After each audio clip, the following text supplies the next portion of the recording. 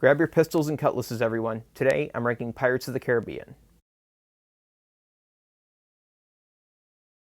Starting off, number 5 is On Stranger Tides. This movie has a lot of issues, but it really only has two major ones. First, there are too many action scenes, and a lot of them are completely irrelevant to the plot, and it only exists for the sake of having another action scene. To be fair, some of them are actually good. Jack's escape from the meeting with the king is solid, and it's also perfectly in character for him. As soon as he's brought into the room, he's immediately looking around trying to figure out, okay, how the hell do I get out of here? I understand everything. Except that wig.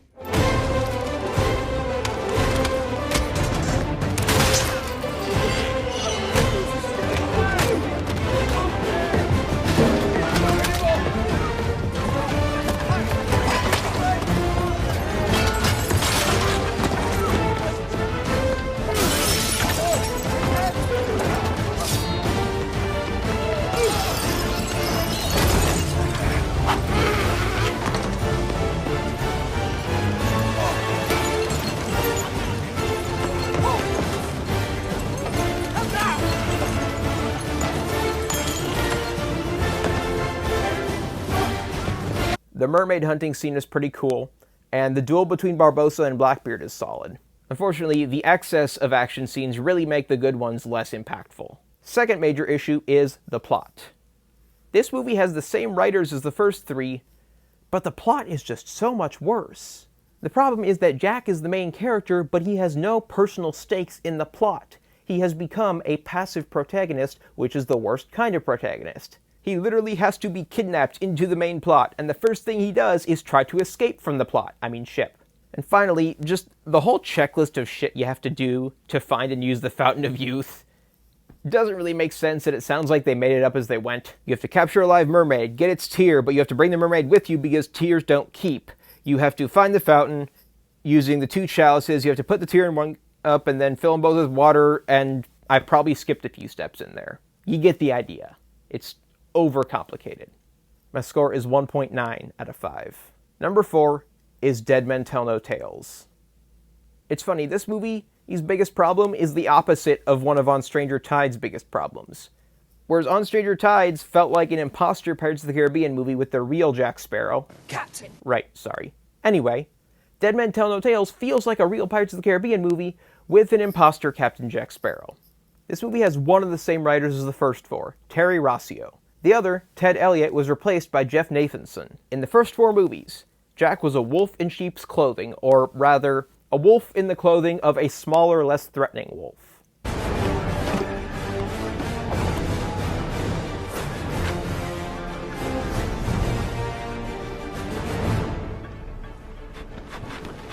You're mad. Thank goodness for that, because if I wasn't, this would probably never work.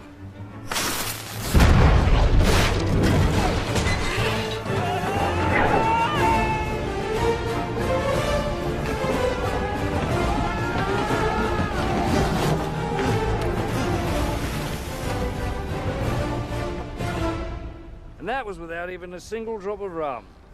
He's a tactical genius, acting like a drunken fool to make people underestimate him.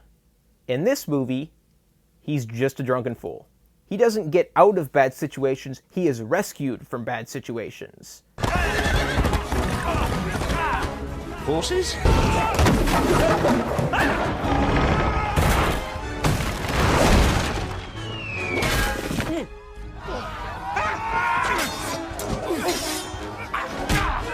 You'd come crawling back, traitor. The Turner boy gave us 10 silver pieces to save your neck. Like in the fourth movie, he is a passive protagonist. He does have a stake in the plot this time, but he's still a passive protagonist because his stake is that Captain Salazar is hunting him and he wants to not die. That's it. The other big issue in this movie is the villain. Captain Salazar is a mixed bag. Javier Bardem is good, and he has a cool design, but I have some issues with pretty much everything else. He's an undead captain with a grudge against Jack, who sails a cursed ship and can't set foot on land. Sound familiar? Yeah, he's basically Davy Jones, but worse. Oh, and the flashback to when Jack originally tricked Salazar is cool and all, but it's also a stupid retcon. we are shown that Jack gets his compass from his old captain, but in the second or third movie, Tia Dalma said that she gave him the compass. What the fuck? My score is 2 out of 5. Number 3 is At World's End. Look, say what you will about this movie. At least it has a good plot and the real Captain Jack. Also, that opening scene. Shall be sentenced to hang by the neck until dead.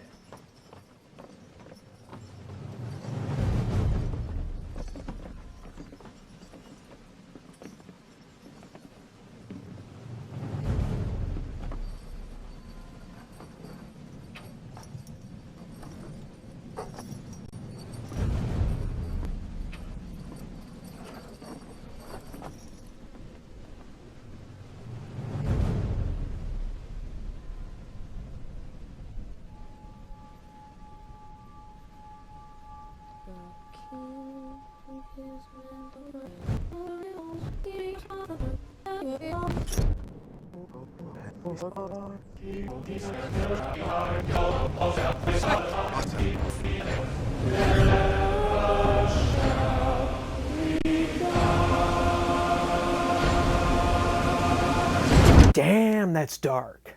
Funnily enough, this movie's biggest problem is the opposite of On Stranger Tide's other big problem. It's too long and there's not enough action. That's really my only major complaint.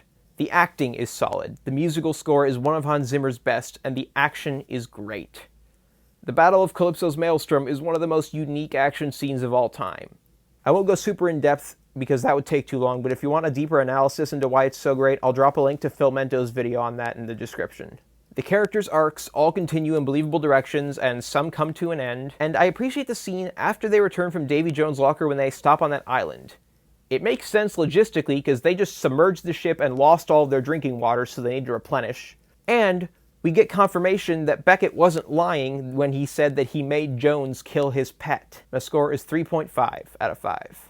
Number 2 is Dead Man's Chest.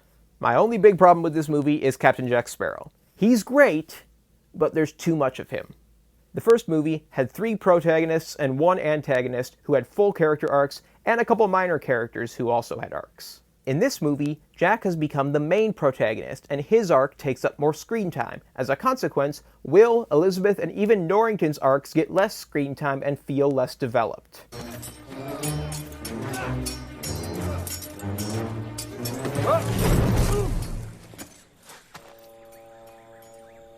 Jack's increased screen time and importance mean that his personality and quirks get used more and become less enjoyable, because the more you use something, the less impactful it becomes each time. The writing is just as great as the first movie, and the plot makes perfect use of character motivations and setups and payoffs. The Kraken is an awesome movie monster, and the effects hold up surprisingly well. The acting is solid across the board, and Davy Jones is something special. Bill Nighy's performance in this movie and at World's End is excellent, and the mocap CGI is outstanding. Seriously, that shit still holds up almost 15 years later.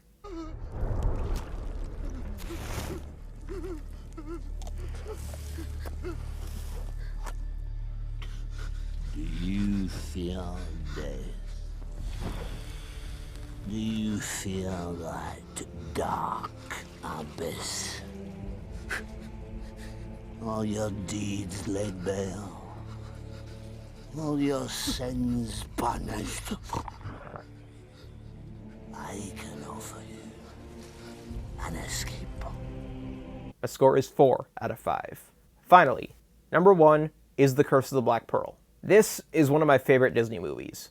Johnny Depp is perfect as Jack Sparrow. Captain Jack Sparrow. Orlando Bloom, Keira Knightley, Jack Davenport, Jonathan Pryce, Lee Ehrenberg, and Mackenzie Crook are all good, if not great. And Jeffrey Rush is probably the best movie pirate ever. He's not just great as Barbossa, he's probably the best casting for any pirate in any movie ever. The CGI isn't as good as it is in 2 and 3, but it still holds up pretty damn well.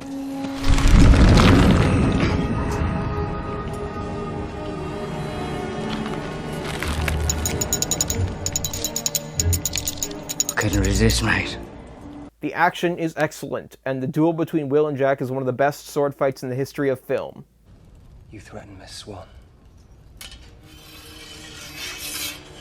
Only a little.